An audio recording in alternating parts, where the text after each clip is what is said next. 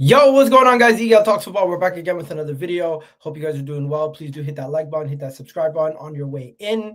There's a lot that I'm going to need to discuss today. But before we go any further, hope everyone's doing well. Shout out to you guys. I was unable to do the panel show that I usually do every week, twice a week, to review and react to the weekend Premier League games. But since I was unable to do that, I thought maybe that would be the best place to start. So let's go over some of the Premier League's weekend's games, and then let's go into some of the Arsenal narratives that need to be discussed before we go any further. Now, just in case you don't know, this past Saturday was one of the busiest Saturdays in Premier League history. There was eight games this past week in the Premier League, and let me give you guys my reactions to a little bit of all of them. First, shout out to Newcastle Chelsea. I thought this game was unbelievable. From the beginning, where Newcastle were on top, looked like they were going to go and run away with it, scored two quick goals from Volta-Matum. Ramsdale was looking good. Anthony Gordon was looking good. Chelsea were looking like they were on the back foot. The whole first half was all Newcastle. And the game flipped on its head. The game flipped on its head as quick as the second half started, and Chelsea got back into it. And I just said to myself, this game was a game of two halves, and Chelsea looked like a completely different team in that second half. Whatever Maresca said to those boys in that dressing room, it worked, because they came out in that second half and they pushed and they ended up getting the goals. And at the end, it looked like, in my opinion, Newcastle should have won the game based on how they performed at the end, but Chelsea also could have nicked it. And the goal scored, you got to give credit to Reece James for a wonderful free kick. João Pedro turning his man after a launched pass from Robert Sanchez on the counter. Great vision from Robert Sanchez to pick out an assist. This man had more. Going into after that game, he had one assist. There's some forwards in the Premier League that don't have assists this season. So fair play to Robert Sanchez. And if I'm going to say anything about Chelsea, they are inconsistent. But the thing that caught my eye the most was Reece James said that this was an improvement from last season because they lost last season at Newcastle. And I just thought that was an interesting mentality, as Chelsea always speak about mentality, trying to shit on Arsenal as rival fans. But Reece James just took it as, you know what, we lost here last year, we drew this year. He viewed it as an improvement. And as the captain, viewing it as an improvement, fair. But in my opinion, Chelsea, if they want to be serious, they should be looking to win these games. Arsenal, we went there and we won, and it is a tough ground to go win at. And you know what? Fair play to Newcastle. Every time you go to their ground and you play them, it is a tough out. And that's probably why I'm kind of happy we're not facing them in the League Cup. But yeah, Chelsea probably should feel like they should have won. Newcastle probably feels like she should have won. Both teams get a draw, but it's probably the fair result. Then next, Manchester City. Let's talk about Man City. I'm not going to lie to you guys. Some of you guys are pussies. The way some of these Arsenal fans, oh, I'm scared of Man City. Oh, my God. What did they do? Why are you scared of Man City? Well, they just beat West Ham quite convincingly. That is not something that you would have expected Man City to beat West Ham. You would have expected Man City to slap West Ham. You would have expected West Ham to roll over for Manchester City. You would expect at this moment in time that West Ham are closer to a relegation battle than they are a team that would actually look like they're going to compete for anything or even get close to getting any European spots. And you know something? Man City have not even looked convincing. In my opinion, Man City have not even looked convincing. That is the reality. I'm looking at Manchester City and I'm saying to myself, oh my God, I'm so scared. No. Erling Haaland's doing amazing. Fair play to him. But let's be honest, a lot of the goals come from Erling Haaland. Manchester City, yes, they create a lot of chances for Erling Haaland, but Erling Haaland's their main match winner. He's winning them all these games. He's carrying the team on his back, and honestly, it's quite impressive. But I expected them to beat West Ham. West Ham don't tend to beat Manchester City. If you look at the head-to-heads, it's pretty much all Man City wins. I don't know the last time I seen West Ham beat Manchester City. Bro, we're talking years. Look at that. When was the last time Manchester City lost? 2015 was the last time Manchester City lost to West Ham. These are not the type of games I expect Manchester City to slip up in. And in my opinion, as an Arsenal fan, we should not even be looking at Manchester City games to gain confidence. They probably are watching Arsenal games to gain confidence because we're not looking as good as them right now. They look better than us. They look like they're playing good football. They look like they're fluid. They're attacking. They're getting goals on a consistent basis, and they have the most goals in the Premier League by a little bit of a distance. They have 41 goals. They've only conceded 16. That's six less than us. That's six more. That's six more than us. As well as our attack has been, they're not that far off us at this moment in time, and their goal difference is just a little bit away from us. So a little bit away from us with 25. So they have more goals than us scored also. So Man City are a serious threat, but I'm not looking at this kind of game to say to myself, I'm worried. I'm not even looking at their fixtures. I'm just focused on Arsenal. But in order to say this, they are looking really dangerous. They do look like they're clicking into gear. And in my opinion, if this Manchester City goes and gets Rodri, goes and strengthens in the January transfer window, we might have a serious problem on our hands at that point. But at this moment in time, we just need to worry about ourselves, and we can't be stressed about Manchester City too much, in my opinion. Arsenal fans who are already counting us out of the title race, we're currently top of the Premier League come Christmas. And in my opinion, it doesn't mean anything, but at the same time, you need to relax. I think there's a lot of people stressed out for goddamn no reason at all. Shout out Netweed for the super chat. I expect Arteta to cock more than one goal. What? Eagle, I expect Arteta to see. I don't know what you mean by that. Can you send another message? Explain that to me. Explain that to me, please. There you go. But yeah, why are you calling your fan base? Yeah, because the fan base is a bunch of pussies because they act like they want to be in a title race, but then any little bit of adversity, a bunch of them, their ass falls out there. Their ass falls out from under them, and they start getting scared about losing. So they start becoming super negative, overly critical, and they just after a win versus Crystal Palace, after a win versus Leeds, after a win versus let me give you an example. Let me explain this to you in the best way possible. Man City looked good in the last 3 games, quite convincing wins, right? But if you actually watch the performance versus Crystal Palace hit the woodwork many times. Man City, quite flattering scoreline, 3-0, right? Then you go to the Leeds and Fulham games, both of them very high scoring games. Leeds and Fulham at times came back into the game, but Man City killed them off at the end. Not the most convincing performances, but you know something? You don't see Man City fans yelling and screaming and crying and bitching after wins. They take the wins, they put it in their pocket, they take the 3 points and they move on.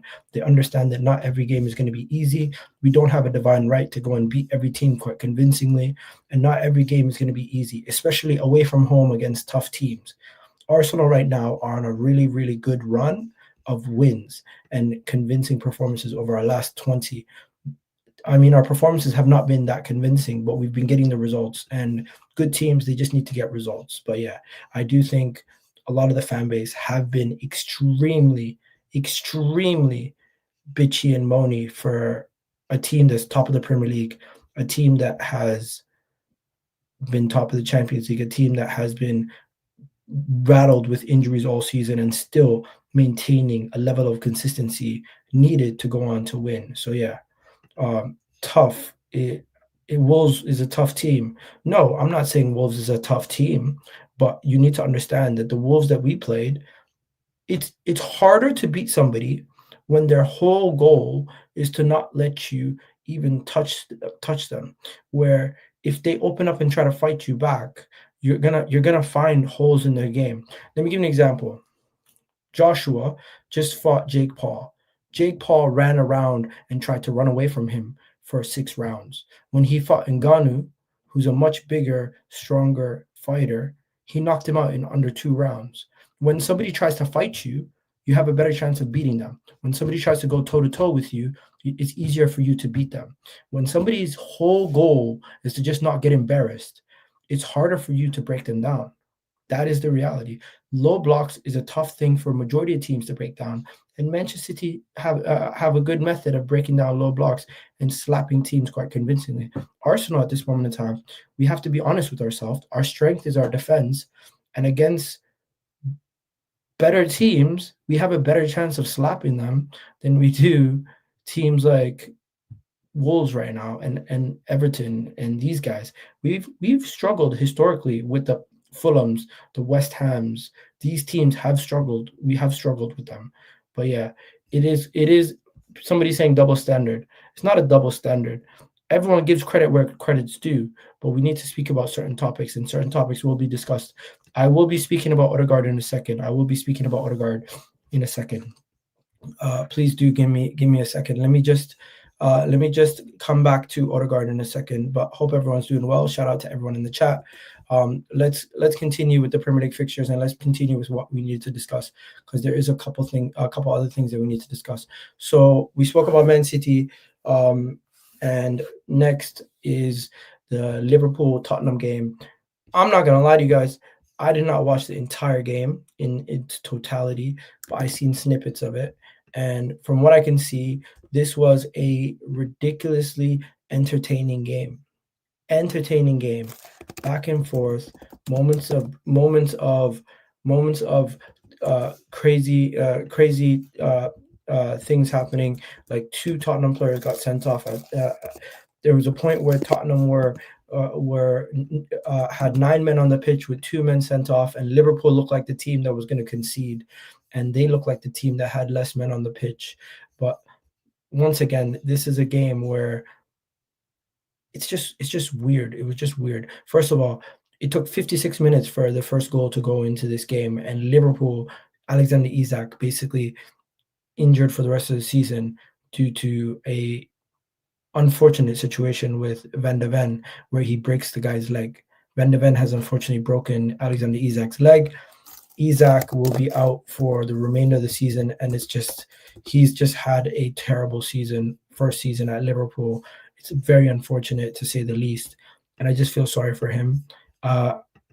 You gotta feel sorry for somebody when they just scored the goal coming off the bench, making a difference for Liverpool. Florian Wirtz also got the assist for this goal, and then boom, Alexander Isak couldn't even celebrate. He just knew he was injured, and then he needed to get helped off the pitch. And now David Ornstein comes out and states that he's going to be out for the season, and the scan confirmed that Alexander Isak's leg has broken. So that's tough break, man. Tough for Alexander Isak, a player who went for the most money in Premier League history. To have such a strenuous, tough first season is just sad to see. And luckily for Liverpool, they still have, what do you call it? They still have Ekitike. Ekitike is going to be able to now flourish a little bit more, gain a little bit more consistency, knowing he's the main man. And with Salah away, Ekitike is going to have to step up. And I don't have any doubt in my mind that Ekitike is a baller, man. Ekitike is a baller. Liverpool hit the jackpot with Ekitike. They know what they have with him. He has been outstanding for them, and he scores in the 86th minute, dunks on Romero, and Romero gets sent off again. And I'm just gonna say, Tottenham are so average. Like, if there's anything to say about Tottenham squad is so average. It's ridiculous. Like, people can make fun of Arsenal as much as they want, but this is Tottenham's attack. Dan Scarlett, Kolo Muani, Solanke, who's injured, Matthias Tell, Richarlison, Odegaard, Brendan Johnson, Kulusevski, Kudus, and Xavi Simons. I'm not gonna lie to you guys. This team has one of the worst attacks in the league. Then you go to their midfield. James Maddison's injured, Basuma's injured. It's Bentancur, Paulinho, and who else? Sarr and Bergvall. Like, if we look at the Premier League table right now, just look at the Premier League table. Man City and Arsenal have better attacks in midfields. Aston Villa has better attacks in midfields. Chelsea has a better attack in midfield. Liverpool has a better attack in midfield. Sunderland definitely have a better midfield. I don't know about attack. Then you go to Manchester United. I would say they have a better attack. I don't know about the midfield. Midfield is, you know what? Because they have Bruno and they got a couple guys. I'll give it to them. Crystal Palace, better attack, better midfield. Brighton, better attack, better midfield. Everton have Njayi, they have Jack Grealish, they have those two alone, and Dewsbury Hall all get into Tottenham's team. They have a better attack. I don't know about the midfield. Newcastle, better midfield and attack. Brentford, better attack. Bournemouth, better attack.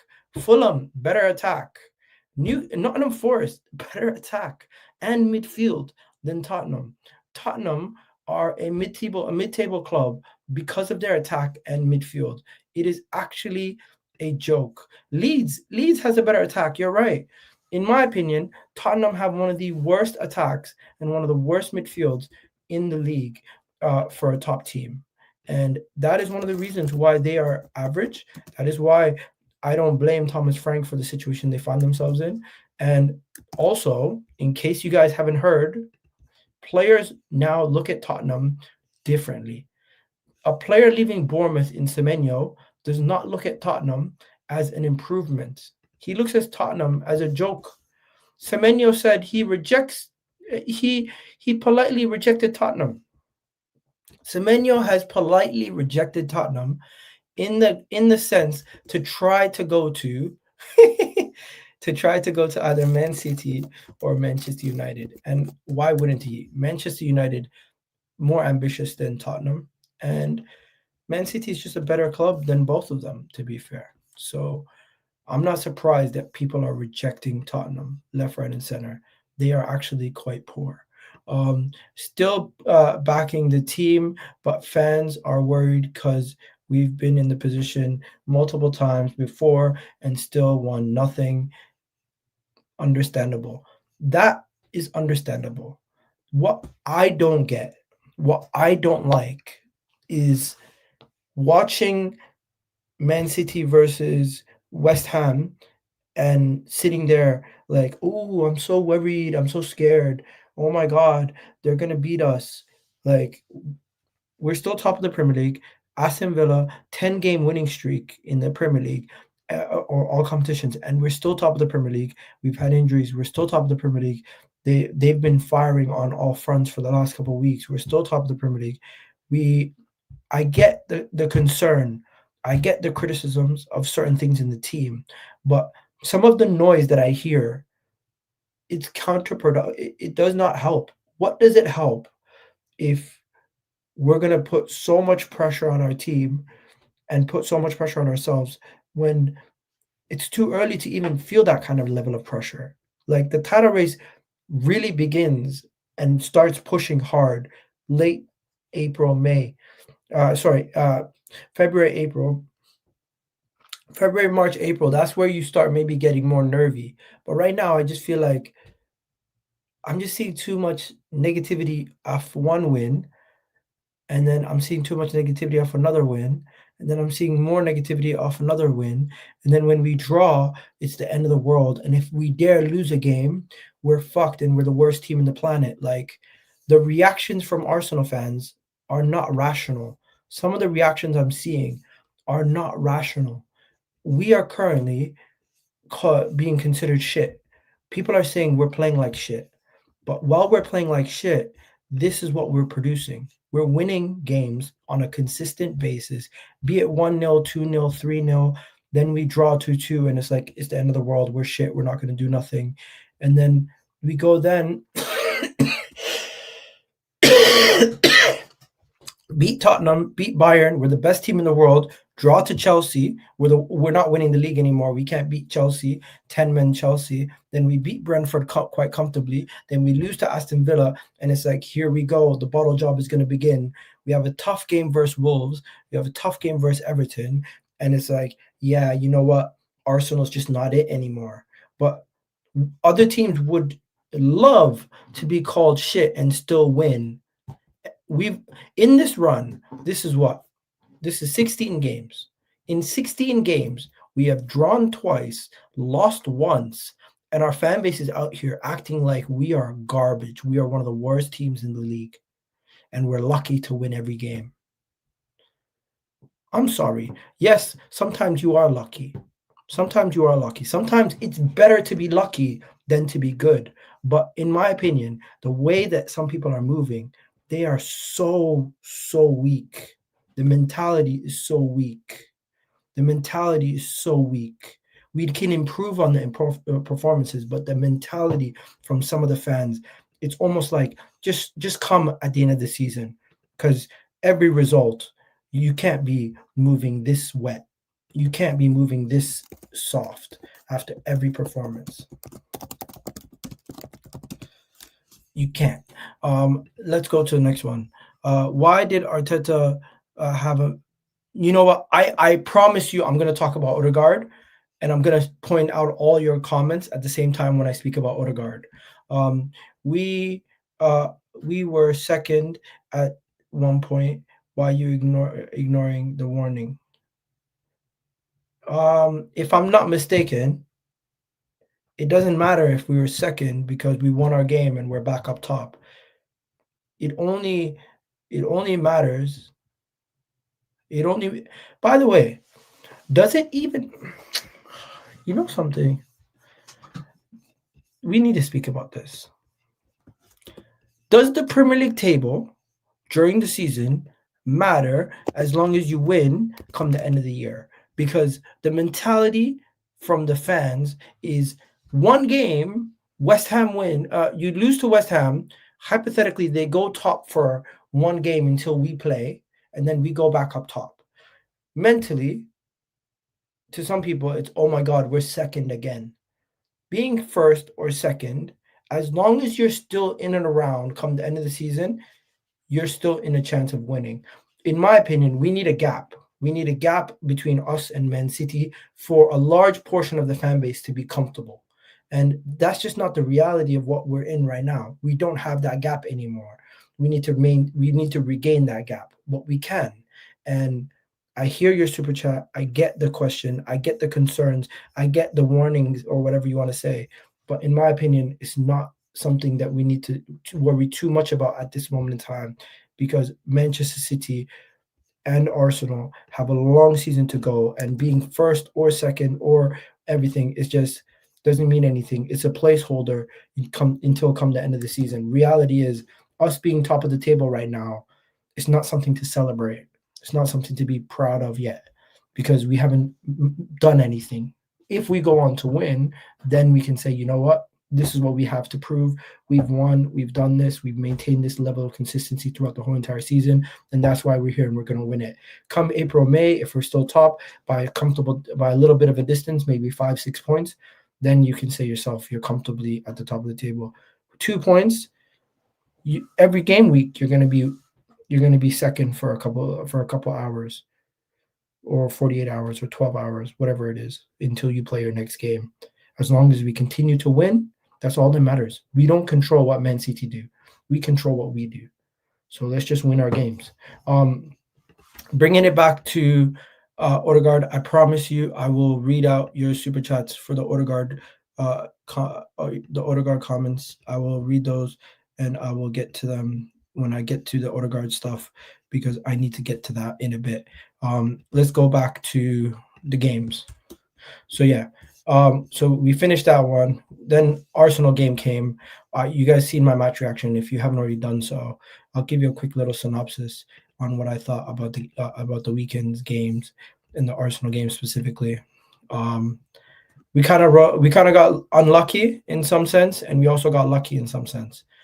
I would say we were unlucky in the sense that Trossard and Zubimendi hit the bar, and we got lucky in the sense that we didn't concede a penalty. But in the same breath, a lot of people tell us they don't want to hear about penalties. So I personally don't want to hear about penalties from the same people who constantly tell me stop talking about it. Keep yourself consistent. In my opinion, I'm not sitting here denying that it wouldn't have been given if it was another referee, but it wasn't given. They didn't deem it enough evidence to say it was a penalty, and we got out of there with the 1-0 victory. And in case you don't know, Everton away is always a tough ground for us to go to. Look at that.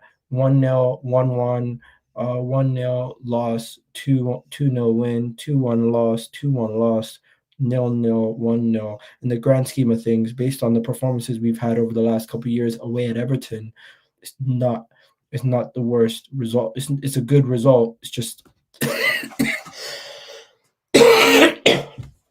the performance should be understood based on where we're playing and the level of opponent that Everton are, regardless of them having players away or not. So we need to have a level of understanding there. I wouldn't lose my mind over that. So yeah, I personally am calm. We won the game. That's the most important thing. And I know people want to see performances. I know people want to look at individual players and performances. We can do that. But in my opinion, it is not the end of the world that you win a game 1-0 away when it's such a tough away ground for us historically in the past. Everton away has never been an easy game.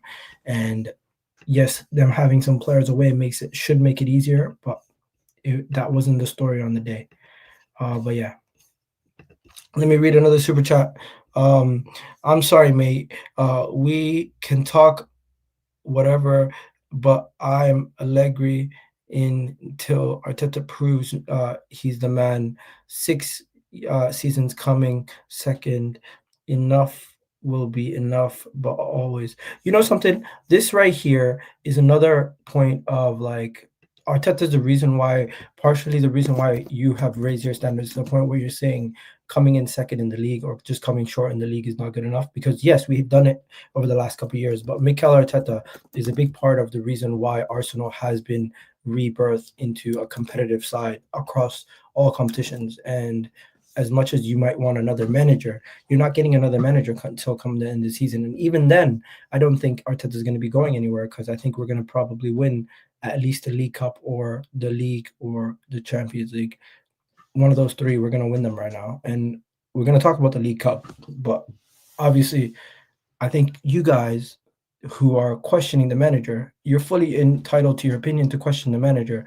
But I don't think there's many better managers out there than on Mikel Arteta right now, and I wouldn't change him for anybody. I just rate this man so highly, and I think at times we underestimate how good of a manager he is and how good of a job he's been doing at Arsenal because we've been unlucky to not win over the last couple of years. Like the points totals we've had, the tallies of amount of games we've won, the amount of records we've broken. It's just unfortunate that we're going up against a juggernaut Man City, and we had an injury crisis the year that Liverpool won last year. But yeah, no excuses this year. We should go on to win it, and just goes to show we're still top of the league with numerous quality players out. But yeah, everything's going to be, I think Arteta's just going to be harshly judged until he does win. So I understand the criticism for now. Let's continue. So in that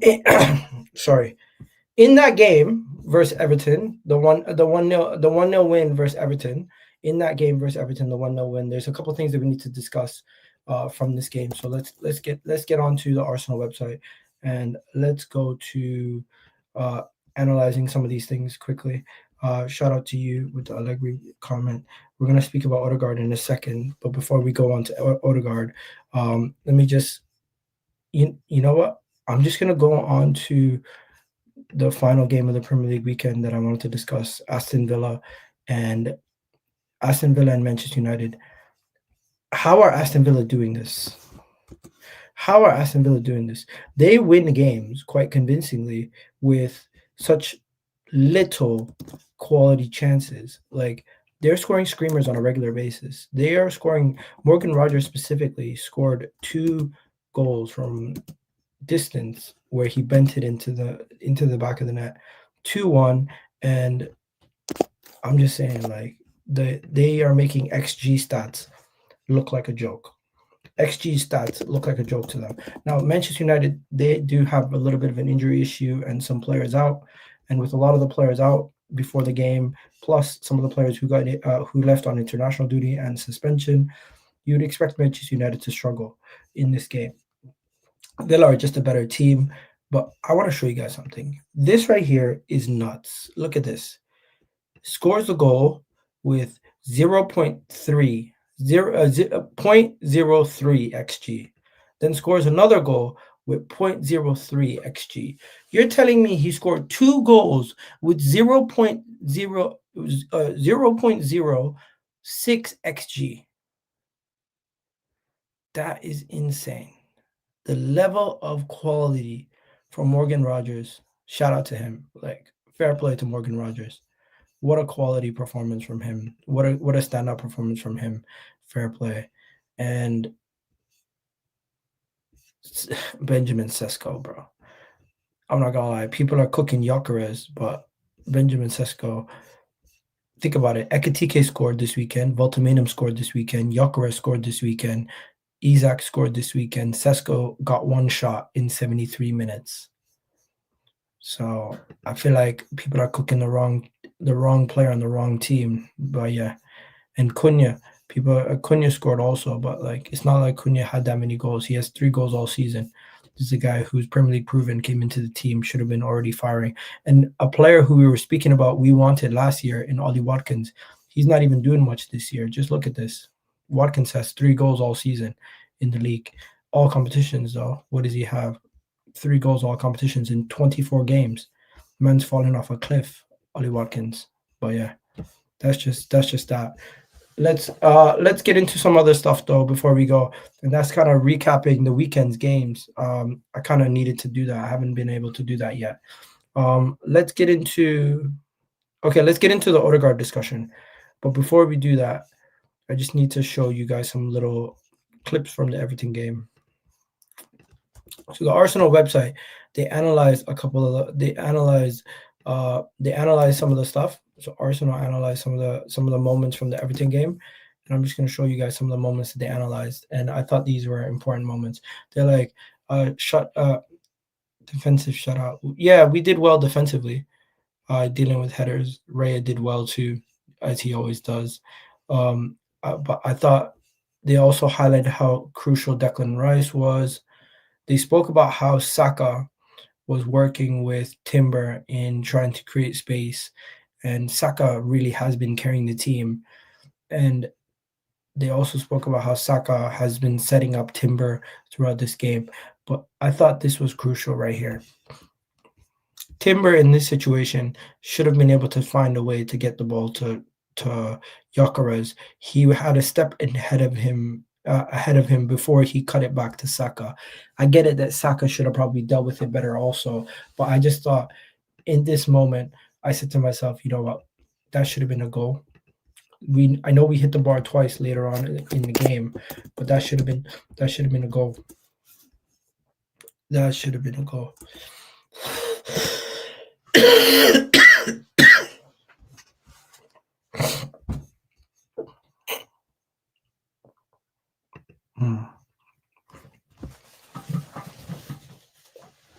Sorry, guys.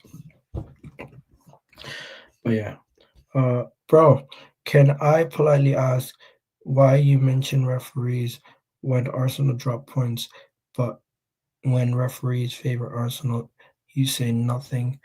Robbery on Saturday. We're gonna talk about that. We'll talk about that in a second. First things first. I did a whole video on that, to be fair, yesterday. So if you want to go check that out, I'll discuss it. But yeah, I think there is a possibility that Timber, if he can find a way to get that ball to Gyokeres and we can get the tap-ins, that would be an easier chance. But he got the cut back to Saka. Saka had space, but Saka wasn't good. Didn't have the composure to finish that chance. Then there's another conversation that needs to be had. We're going to talk about Odegaard in a bit, but I just want to show you. Odegaard in the build-up play is very crucial, and he's done very well for us in the build-up play. You could see here, he's the one who lays the ball to Declan. He's the one who gets the ball to Calafiori. Then Calafiori gets the ball to Rice. Gets the ball to Rice. Rice pushes forward, lays the ball to Trossard. It's just unfortunate that Trossard can't finish that.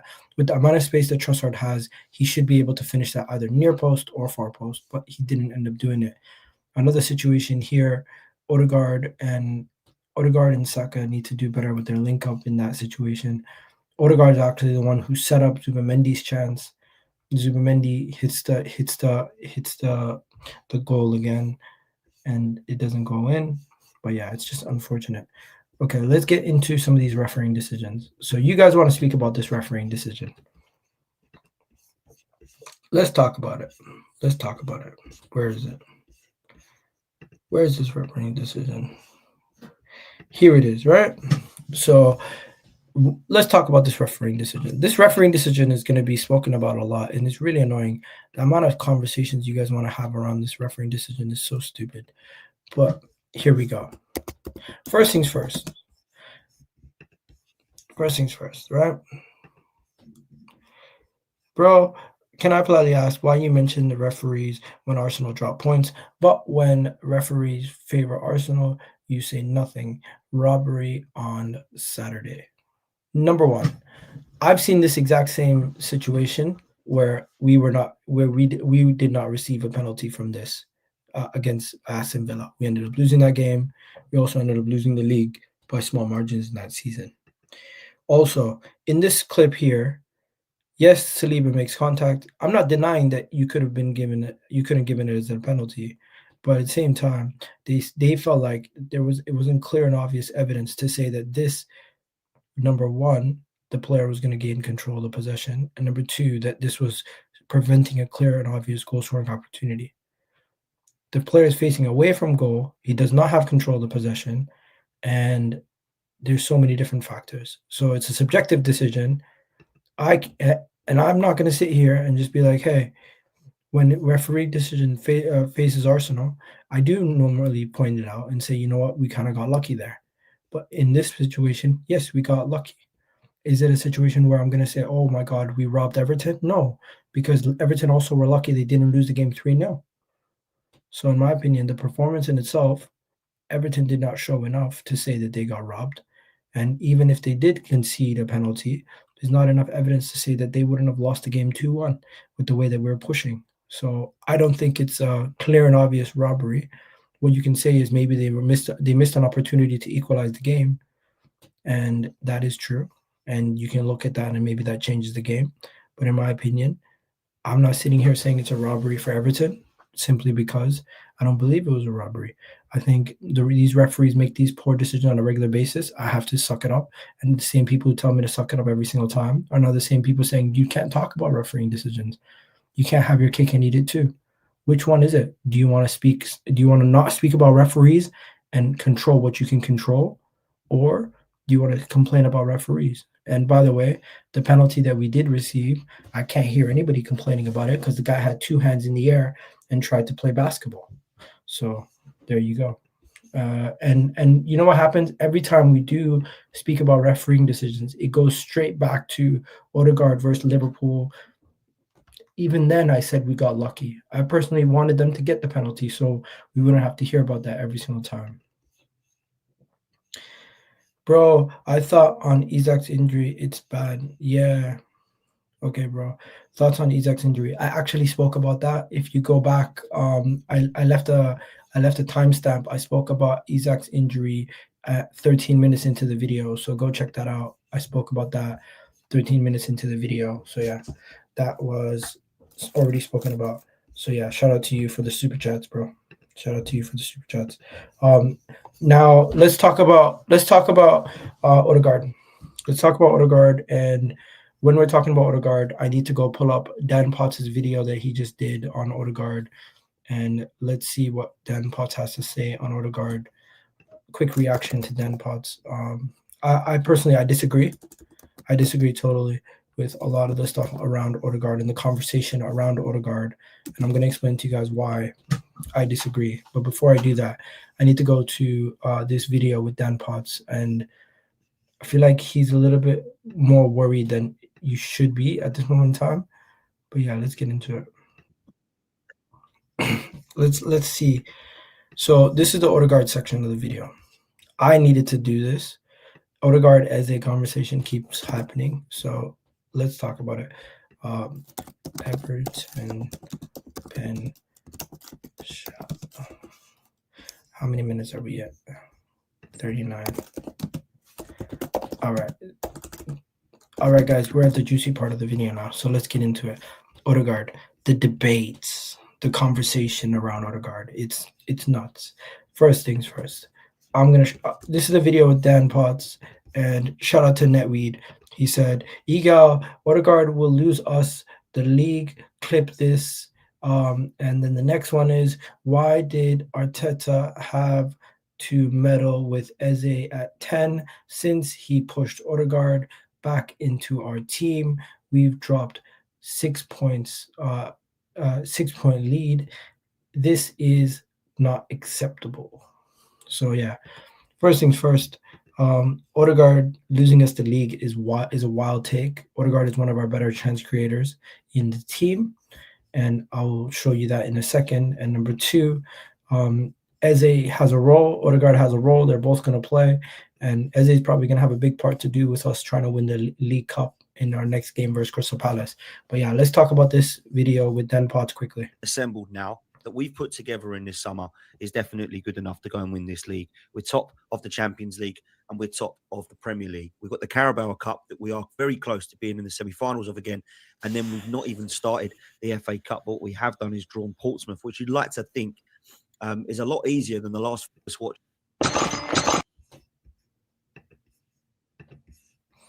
One second, boys and girls. I don't have YouTube Premium. I wish I did. Probably be good. One second. Start to finish, peppering goals. Should have scored by 5 or 6. We've definitely had concerns there. And what's quite ironic with this team, and this goes in credit and favour of Arteta and Andrea Berta, the defence hasn't really been an issue. And the defence has been depleted. In fact, I think every single position in our backline has at some point been injured. Whether it's Timber, whether it's White. I think, Dan, what we're not talking too much about is the defensive line having so many injuries really does impact the build-up play and how we approach build-up play in these games. But nobody really speaks about that too much, in my opinion. In the top 6 that could deal with the amount of injuries we've had at the back. Our midfield, I still don't know, is quite working in terms of the creativity. I love what I see from Rice and Zubimendi. I think both of them complement each other. And I agree with him. Rice and Zubimendi definitely complement each other. But I do think part of the reason why we might not have as much creativity is also the fact that we're playing Rice and Zubimendi in a way where we don't have too many players in the pockets, in between the spaces, to then have more bodies in and around the box to force teams into dangerous, like, do you know what I mean? We don't, the middle in between the midfield and the back line doesn't really have too many bodies there besides the striker. It's usually Odegaard's not really taking up that role. Rice is not really taking up that role. Zubimendi's not really going in there. We kind of have like a donut in the middle. That's why we play with a horseshoe. But yeah, I could show you what I mean with this image right here quickly.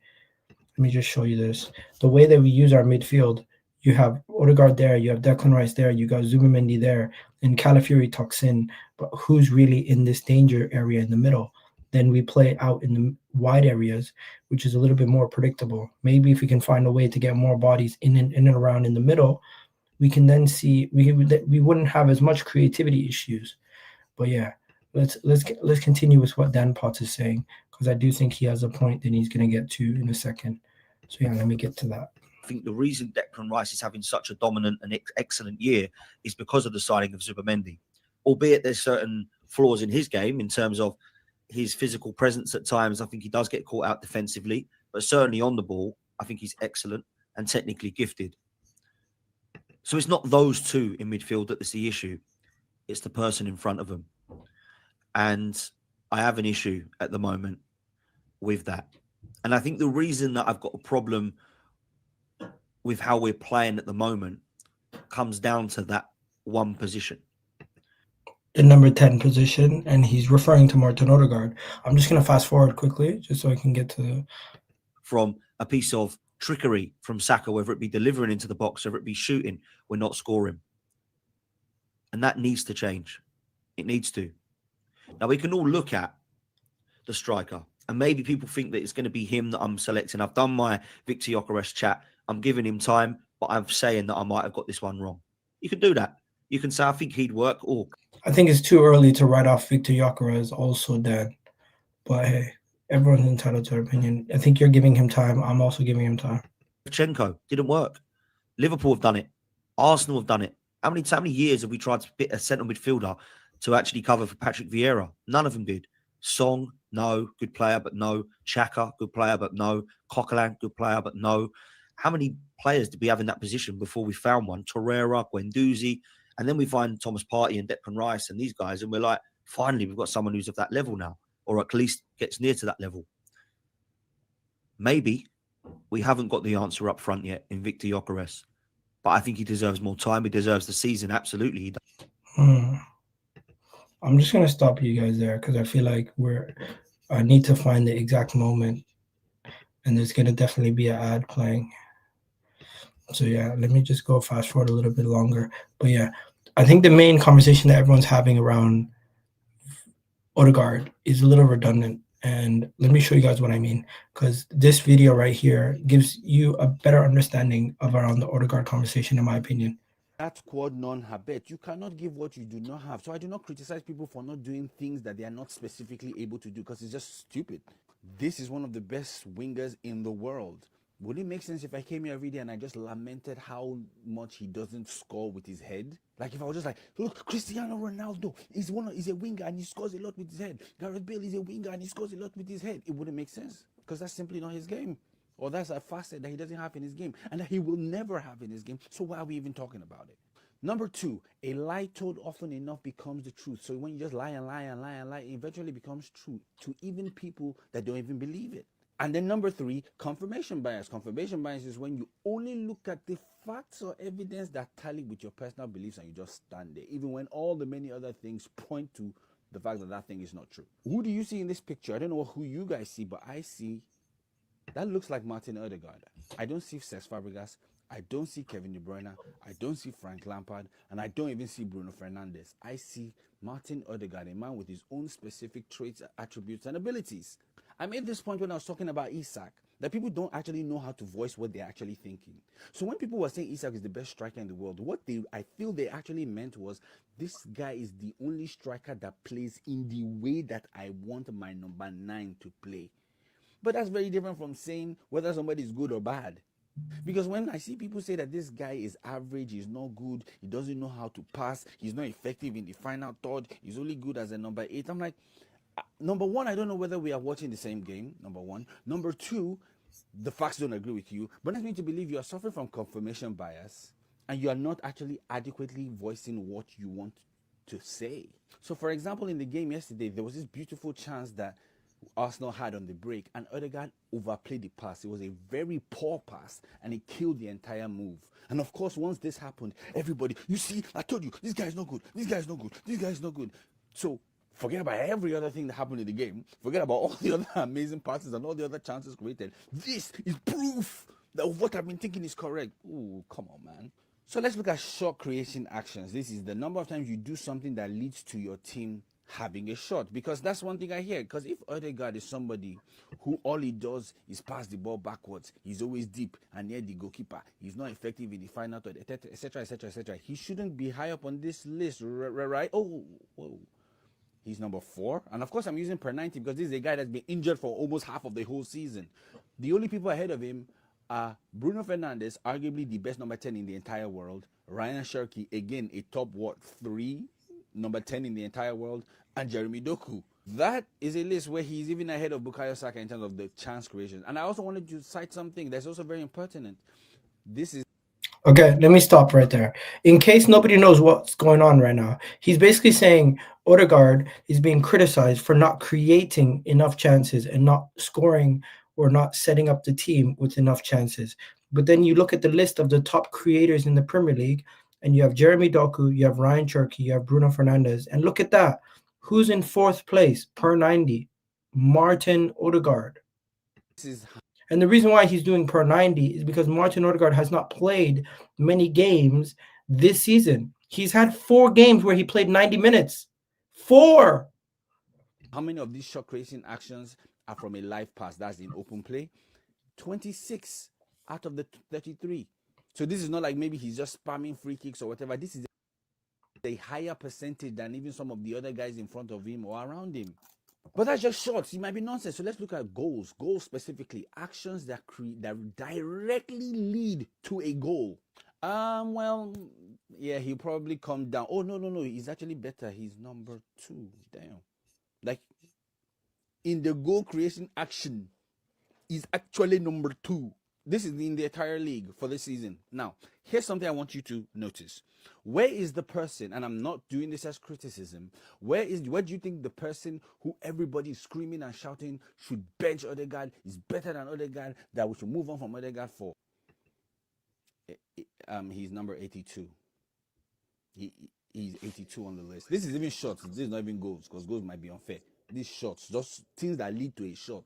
Whether you are the one that shoot, or you pass to somebody that shoot, or you dribble and give somebody that shoot. 82. Again, I'm not trying to criticize him, but the point is, because this guy does things that look the way people want their number 10 to look. They want their number 10 to look a bit saucy, swagadicious, which Odegaard doesn't look. They want their number 10 to be somebody that can bang shots, which Odegaard does not do, and this guy can do. Because of that, they then obfuscate every other thing and then just say, the other guy is not good, this guy is better, when factually it is not the case. When it comes to passing, tempo play, playmaking, creating shots, laying off shots, getting us assists, and quality of passes, this is by far, Arsenal's best midfielder. And that's what I wanted to get across. Because for Dan Potts, this is his thoughts on Arsenal's midfielder. But Jesus fits that system.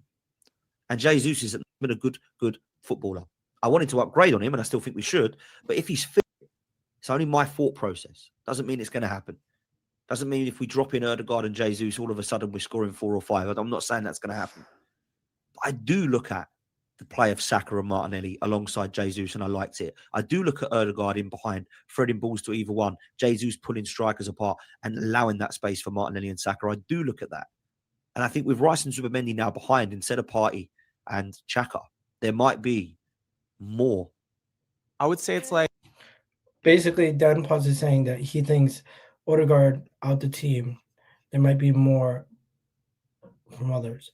But I couldn't find the exact clip. I need to go back and find that. But let me just bring it back. Who in this Arsenal team creates the most chances? I'm going to ask you guys in the chat. Who in this Arsenal team creates the most chances, boys and girls? Who in this Arsenal team creates the most chances? You guys say Bukayo Saka, right? Bukayo Saka creates the most chances for this Arsenal team, right? Bruno Fernandes creates the most chances in the Premier League, right? But per 90 minutes, when playing on the pitch, per 90, Jeremy Doku by far is the best creator in the Premier League. Second best is Cherki. Third is Bruno Fernandes. Fourth is not Bukayo Saka. It's Martin Odegaard. This is what I was talking about when I said Odegaard is misunderstood, because Martin Odegaard is not only one of the best shot creators in our Arsenal team, he also is the second best in the Premier League at goal scoring chances created. Actions that lead to a goal scoring chance. 5 goals have led to his direct passes this season. Okay? What do you call it? 33 shots have led to his direct passes. As much as everybody wants to sit here and talk about other players in the Arsenal team, where is Eze? I like Eze. Don't get me wrong. I love Eze. But where is he? Eze is all the way in 82 per 90 at shot created chances. He's played way more games than Odegaard this season. He's created 25 out of all the games that he's played in. Odegaard has played way less than him. He's created 33. And if you want to talk about open play and you don't even want to talk about from set pieces, 26. Eze doesn't take set pieces. So how much does Eze have? All 19. 19 Eze has from open play. Odegaard has 26. You're telling me people are sitting here on the internet telling us every day Odegaard doesn't create enough chances. Odegaard doesn't create enough goals for us. Odegaard is not as good attacking wise as other players in the team. That's bullshit.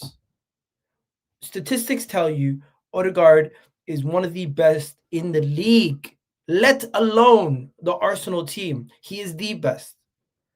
But no, nobody wants to hear that. Nobody wants to hear that.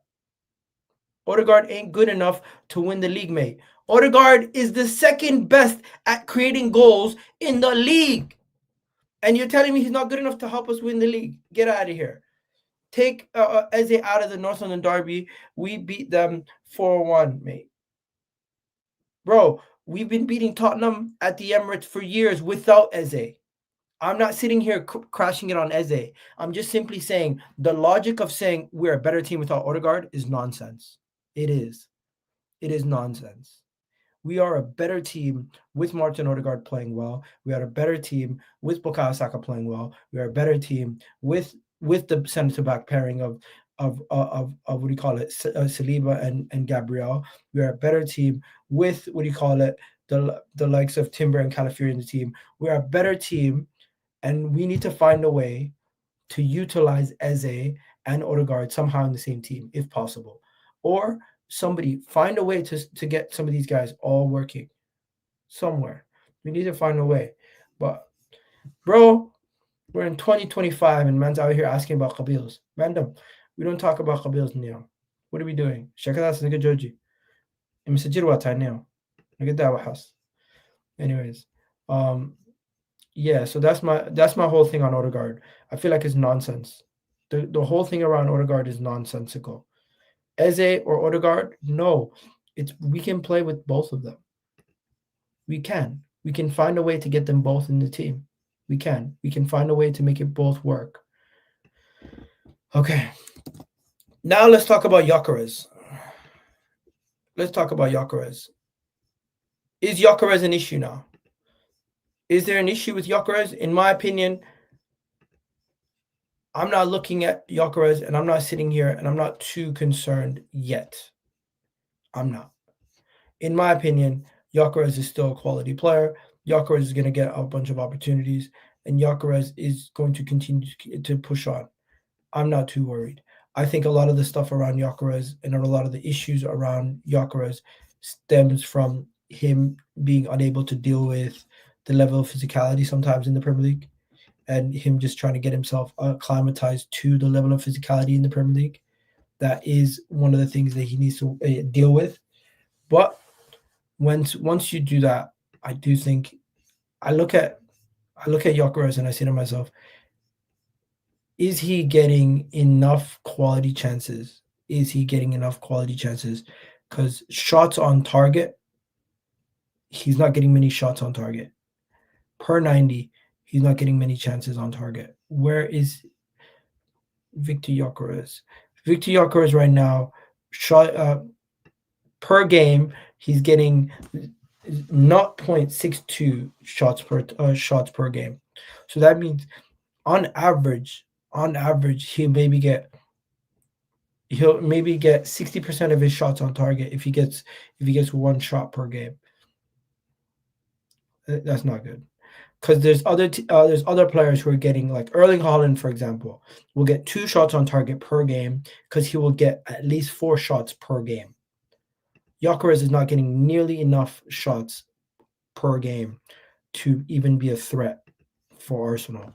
Arsenal needs to generate more chances for him. He needs to also get more involved in the overall play to get more goals for Arsenal. I'm looking at this and I'm saying to myself, we need to do more for his chance creation, and he needs to be able to, when he does get a chance, to be able to take it. He's not doing enough. So you feel we are champions in May with Odegaard at 10. I feel like we're champions in May with this squad. It's not about one individual player, mate. It's not about one individual player playing a position. Odegaard playing the 10 or Odegaard playing deeper, either way, I still believe this squad is good enough to go on and win. That is my main thing. That is what I've always said. But yeah, bringing it back to Gyokeres. Let me bring it back to Gyokeres. All the stuff around Gyokeres needs to relax. It's not, look at this. This is the amount of shots generated per 90 for individuals. And this is the amount of shots per goal, right? Sorry, this is the amount of shots per 90. Erling Haaland gets the third most shots per game. He gets about four shots per game. Where is Victor Gyokeres? Victor Gyokeres is all the way down here.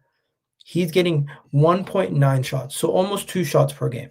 Almost 2 shots per game, and those 2 shots are like half chances sometimes. 60% of them get on target. We need to get him better quality chances so he can then get those chances more on target. Non-penalty XG overall. Overall XG, you look at Erling Haaland, he's on 16 XG. No wonder he has as many goals as he has so far this season. He's on 19 goals. Victor Gyokeres, 5 XG. No wonder he has 5 goals. If we're going to create more chances for this guy, then he's definitely going to score more goals. Look at the top goal scorers in this league. Mateta created chances for him on a consistent basis. He has 7 goals. Thiago created chances for him on a regular basis. He has 11 goals. Even if you don't have many shots per game, he has more shots on target. Gyokeres needs to improve to get more of his shots on target, and to when he does get a shot, some of his shots are all going all over the place. Forget about his build-up. Forget about his back to goal. Forget about his physicality. This is the number one thing I need to see first. I need to see, number one, Arsenal creating more chances for him, more non-penalty goal chances for him, increasing his XG. And then from there, once he has more shots, once he has more chances, then boom. Man has taken 22 shots all season. 22 shots all season. 22 shots all season. Now, don't get me wrong. Danny Welbeck took 24 and scored 7.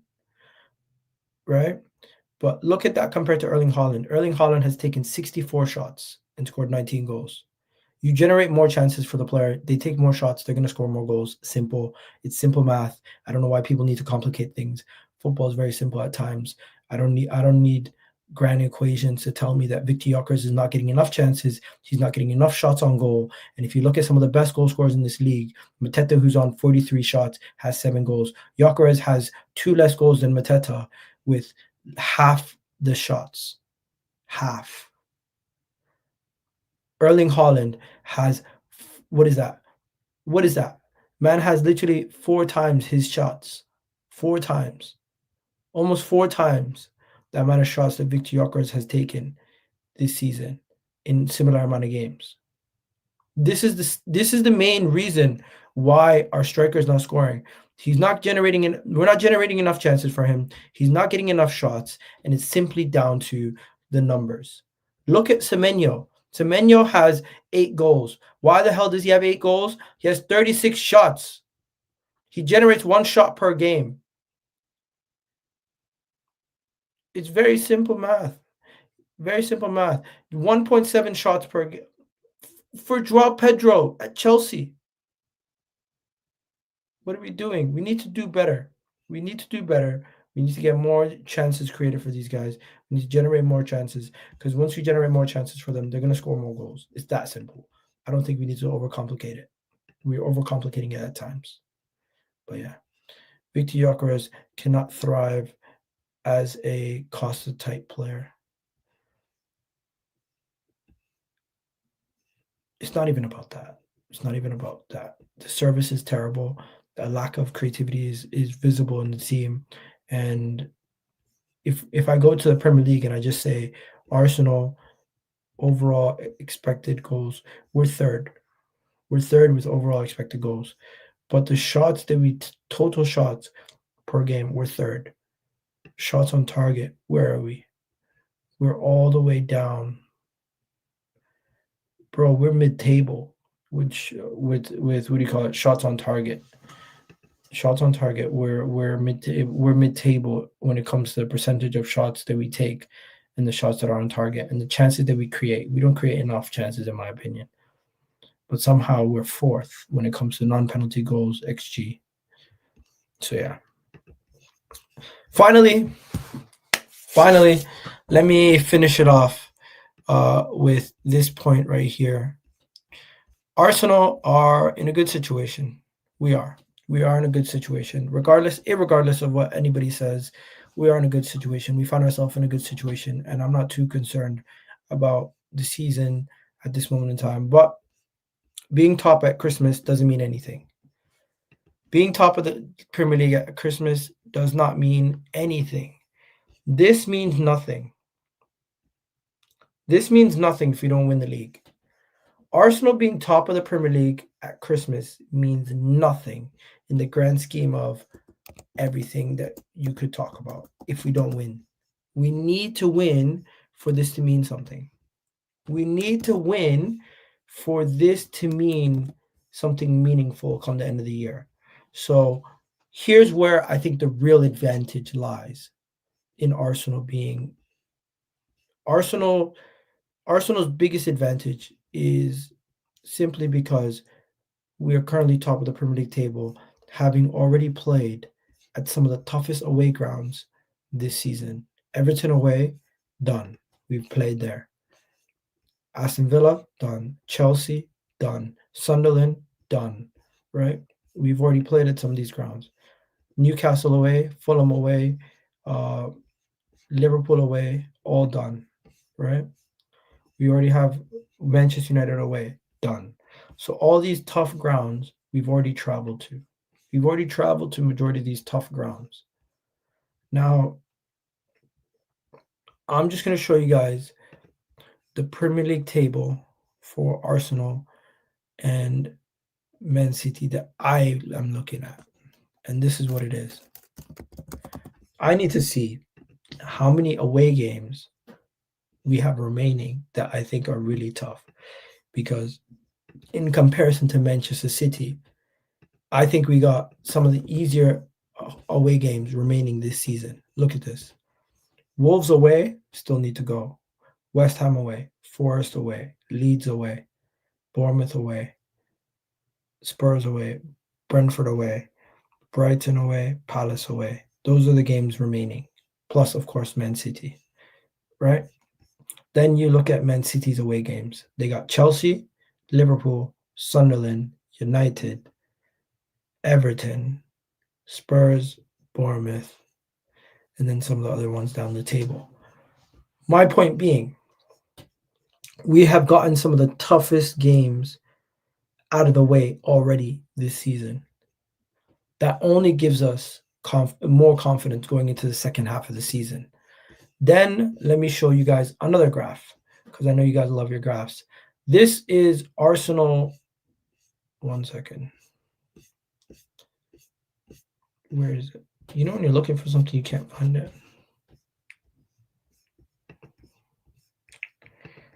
Bro, what the hell?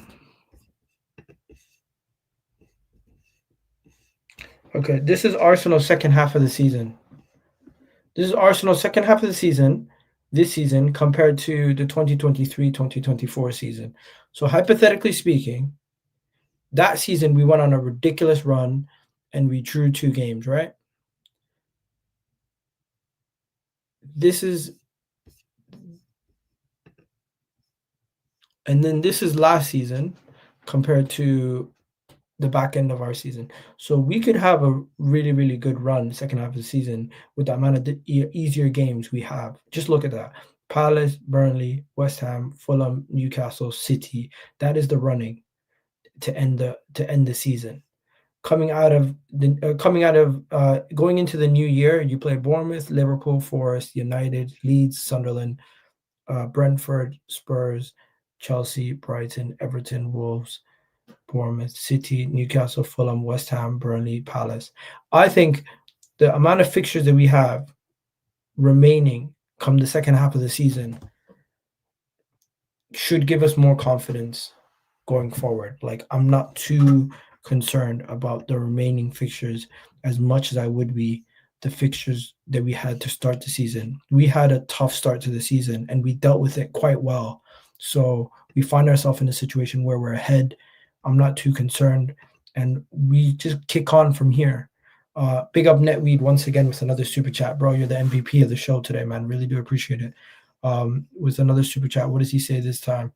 Let me read that.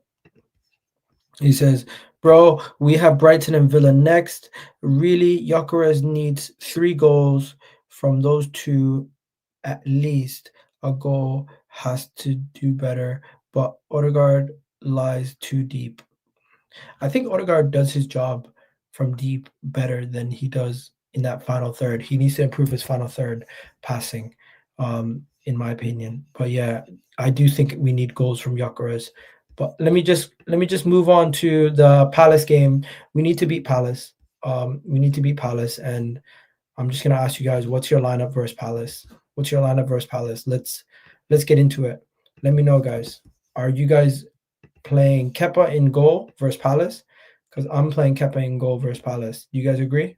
Kepa Arrizabalaga versus Palace? What are we saying? Arsenal play Crystal Palace in the League Cup, and I want to go for this. What are you guys saying? Huh? Let me know, boys and girls. Let me know. Arsenal versus Palace. What's your ideal starting whatever, and who's going to be in goal for you? Because in my opinion, we should start the game with a heavily rotated. So yeah, Kepa Arrizabalaga in goal.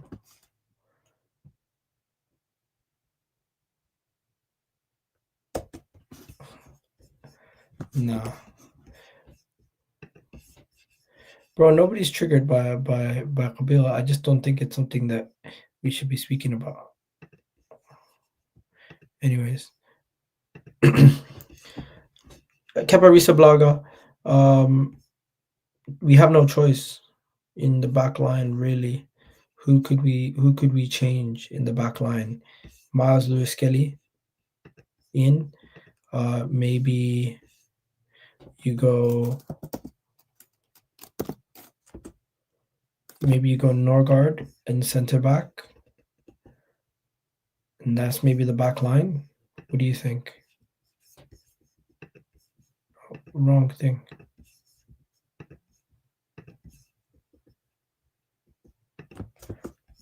Why don't you guys tell me I was looking at the wrong thing?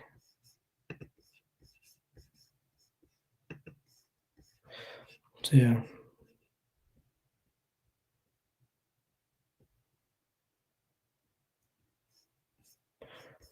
What do you guys think?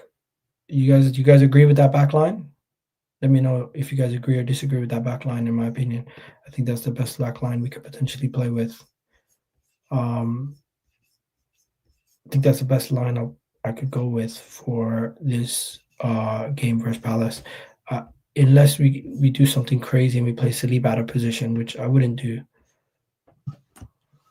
Is that the best options we have? Who could play? You know what? You can bring on the young kid to finish off the game, but I think that's the situation. Midfield, because Eze didn't start the last game, I think he's going to play. Maybe you can go Mikel Moreno, and then would you go? What would be the rest of the team? Would Rice play? Would Odegaard play? Who would the team be? I'm just thinking, because I know you're going to have Saka out. Saka's going to be out, and you're going to put Madueke in. Mikel Moreno and Jesus in the same team. And then on the left, I could see it being Martinelli. And then Rice can't play every game. What do you guys think? Not really solid defensively. I need to make some changes to this.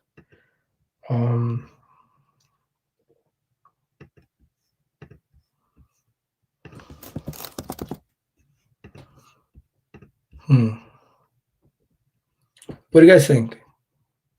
I'm just thinking what the team could look like versus Palace, and I'm just thinking like, I don't know. What would Rice still start? Would Rice or Zubimendi still start, or would both of them still start? How many changes is he gonna make? Could you see him playing Norgard instead of Saliba? What do you guys think? Eze on the left side, yeah. Eze on the left side, Moreno on the right. Odegaard plays, and we struggle. If Odegaard plays and we struggle versus Brighton, we need to do. We'll see, bro. We'll have to see. I just feel we are more direct and better with Eze. Yes, we are. We are more direct with Eze, but we also have less. We also have less control of possession and less recycling of possession with Eze on the pitch. But with Zubimendi and Eze on the pitch, you can do both. I don't think Moreno starts up top. I think Jesus is fit, so Jesus starts up top. Moreno. Could it be this? Could this be the lineup? What do you guys think? Let me know, guys. What changes would you make? Speak to me, people.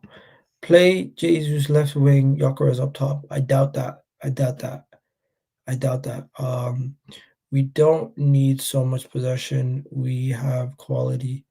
Bro, we ain't winning shit. Blue Sharks are circling. I'm talking about the League Cup, bro. I'm not even worrying about the league right now. Liga is right. Yeah, you know what? Let Lee cry, man. He was the same guy who chats shit all the time. I'm not even here to talk about Lee. I'm here to talk about Arsenal. Right. People who gatekeep football and think their opinion is better than everybody else are just lost. City have a week off to rest before the Forest game. Yeah, we had a week off to rest before the Everton game. So yeah, we had a week off ourselves. So that's why we're playing. That's why we're playing Palace. Anything you guys would change, people? Let me know. What changes are you guys making? What changes are you guys making? Line up. Is anybody making a lineup versus Palace that you think? You know what? I seen a lineup right now, and I thought it was wild. So they basically went. They took out Zubimendi. They put Saliba back in the lineup, and they went. They went Ethan instead of Moreno. They went with Ethan instead of Moreno. So where is it? Ethan Winery. What do you guys think about that lineup? You like it?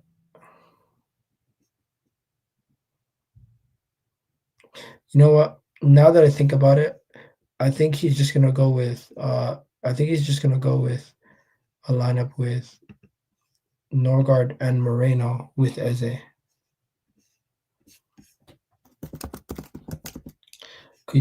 I could see that. I could see Norgard, Moreno, and Eze with Saliba, Hincapié backline with Timber on the right. This could probably be the lineup. This would probably be the lineup. What do you guys think? Let me know. What do you guys think? I think this is probably going to be the lineup versus Palace. I don't think there's going to be too much surprises for the lineup. We got to win the game. It's 2 legs. If you do the job in the first leg, we don't have to. We got 2 legs versus Chelsea. I mean, my bad. It's a 2-leg tie in the next one. So we're going to have more games coming up. We need to just win this game and then not stress ourselves out. Enough rotation where we can take players off for fresh legs later on, like Timber or Saliba, if we need to rest them later on.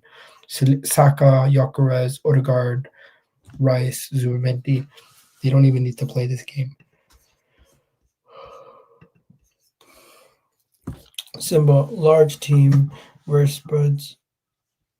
I thought you and Lee were friends. Saeed said you're someone's brother.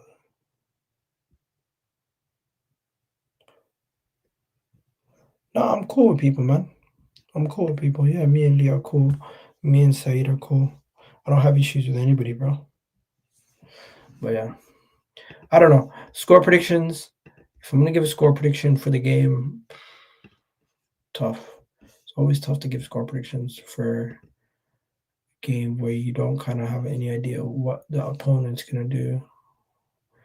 I'm just gonna go 2-0 Arsenal victory. Hopefully we win quite convincingly and we don't stress ourselves out. Palace are kind of in a tough rut right now where they lost to Man City. They drew in the Conference League and they lost to Leeds 4-1 after I thought they fielded a strong enough team to potentially win, but I guess it wasn't enough and they lost 4-0. They might just be very tired and very gassed at this point. Overall, they're missing some of their players to AFCON. It's kind of some of their better players to AFCON, and their best right back is gone. They're going to need to figure out how their defense can keep clean sheets again. And they got a lot more problems than us right now. We need to go on and win that game. They're going to play a strong team. I have no doubt in my mind they're going to go play Mateta. They're going to play Gehi. They're going to play Adam Wharton. They're going to play Mitchell, Eddie Nketiah. All these guys are going to play. It's just how do we deal with them putting out a regularly strong team versus like our second team? Can our second team deal with Palace's first team? I don't know. We'll have to wait and see. For now, I'm going to go with a 2-0 prediction, and I think they rotate quite a bit, seeing that Palace have such a ridiculous schedule on their hands. So, yeah.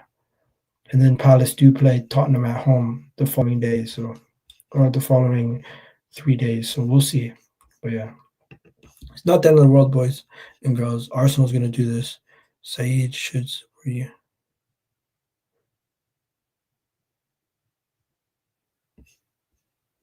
Iga, regarding yesterday's stream where you got called the N-word. What? Bro, I don't even really care what people do. Let them do whatever the hell they do. I'm not here. He's disgusting. How dare he not do anything?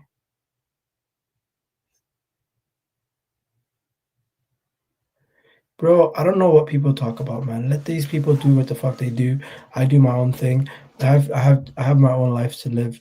I'm not going to be focused on what people say online, because if you focus on what people say online, you're going to be stuck in a headspace that you're not going to be able to live a normal life. Because the amount of people who talk shit about each other online, it's not even that serious, mate. When they finally get into a room, they're all normal. Anyways, now he knows he crossed the line. Who crossed the line?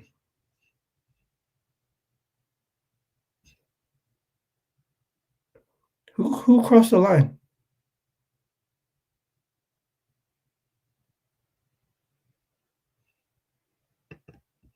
Who's that?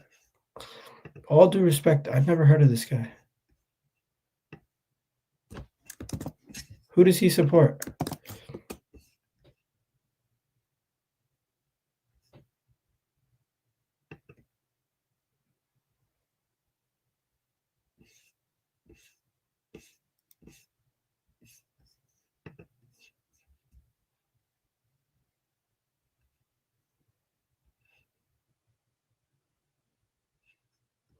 Couldn't care less, mate.